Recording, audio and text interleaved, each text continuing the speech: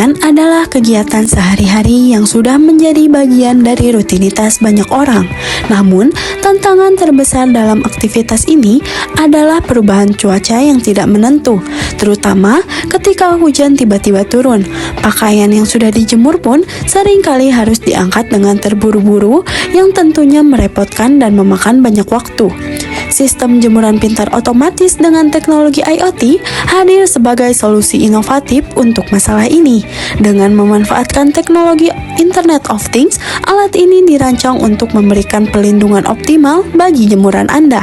Keunggulan lain dari sistem ini adalah kemampuannya untuk mempermudah ibu rumah tangga atau siapa saja yang sering lupa. Dengan notifikasi langsung ke ponsel, Anda bisa tetap tenang berada dalam rumah tanpa harus terus-terusan mengawasi jemuran Anda. Sistem ini terdiri dari beberapa komponen utama, termasuk sensor hujan untuk mendeteksi keberadaan air, sensor cahaya untuk mengukur intensitas matahari, ESP32 sebagai pengendali utama berbasis IoT yang terhubung dengan jaringan internet, alarm untuk memberikan peringatan suara, LED sebagai indikator visual, DHT11 untuk memantau suhu dan kelembapan, relay untuk mengontrol komponen mekanik jemuran, breadboard, dan kabel jumper untuk menghubungkan komponen-komponen sistem. Semua dirancang untuk bekerja secara terintegrasi sehingga memberikan pengalaman penggunaan yang praktis dan efisien. Dengan sistem jemuran ini, Anda tidak perlu lagi khawatir dengan cuaca yang tidak menentu atau lupa akan jemuran Anda yang sedang dijemur. Kita akan memasang lampu LED ini dalam breadboard, lalu sambungkan untuk yang positif itu dengan resistor.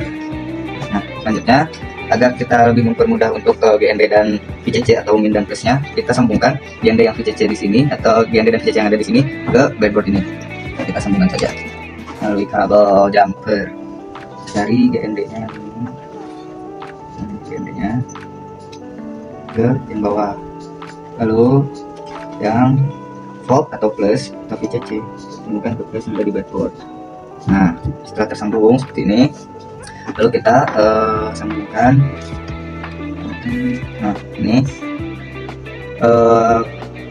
resistor yang tersambung dengan LED ke pin yang ada di ESP32. Kita sambungkan ke pin 17 saja yang ada di sini. Nah, setelah tersambung, untuk kaki lampu LED yang min kita sambungkan ke GND atau min yang sudah kita sambungkan ke SP sebelumnya, garis yang bawah ini. Nah, selanjutnya kita akan memasang sensor suhu. Nah, untuk sensor suhu ini kita bisa lihat di sini ada VCC, GND, dan untuk input pinnya ya. Nah, tinggal kita sesuaikan saja. Nah, untuk yang VCC yang sebelah kanan ini kita sambungkan ke VCC atau plus yang ada di yang sudah kita sambungkan ke GSP atau yang sebelah atas ini. Terus untuk GND-nya kita pasangkan juga dan kita sambungkan ke GND yang ada di sini. Nah, selanjutnya untuk pin pada sensor yang sebelah tengah, saya rapikan dulu. Kita colokkan ke pin yang ada di ESP32 ini. Kita sambungkan ke pin 4 aja. Nah, ini selanjutnya adalah sensor cahaya. Nah, sama ya seperti sensor suhu, sensor cahaya juga memiliki 3 kaki, yaitu ada pin, ada GND, dan ada VCC. Sama seperti sebelumnya, kita sambungkan untuk yang VCC. Nah, untuk yang VCC ke plus yang ada di SP32 atau yang sudah kita sebutkan ke breadboard. Nah, dan untuk yang GND yang sebelah tengah kalau untuk sensor cahaya, nah kita sambungkan ke breadboard yang sudah tersambung ke SP, yang plusnya itu yang minusnya itu yang bawah.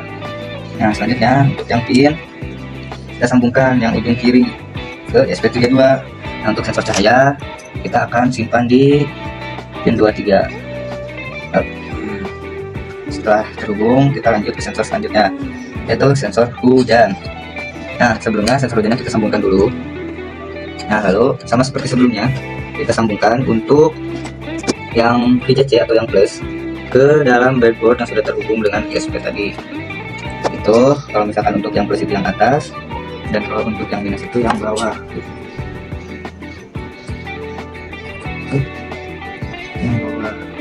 Nah, setelah itu kita lanjutkan lagi untuk pemasangan buzzer atau alarmnya. Nah, kebetulan di sini memakai alarm yang voltnya itu di atas 5 volt atau 5 volt, maka kita akan menggunakan relay agar buzzernya bisa nyala. Nah, kita sambungkan seperti sebelumnya untuk yang VCC ini ke positif yang ada di SP32 yang sudah disambungkan ke breadboard. Dan untuk GND nya yang sebelah tengah ini kita sambungkan juga ke SP32 yang sudah kita sambungkan ke breadboard.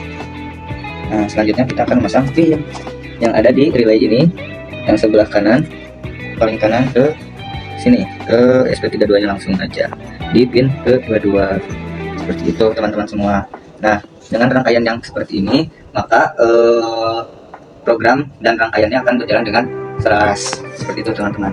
Ini adalah hasil akhir dari rangkaian pendeteksi hujan otomatis.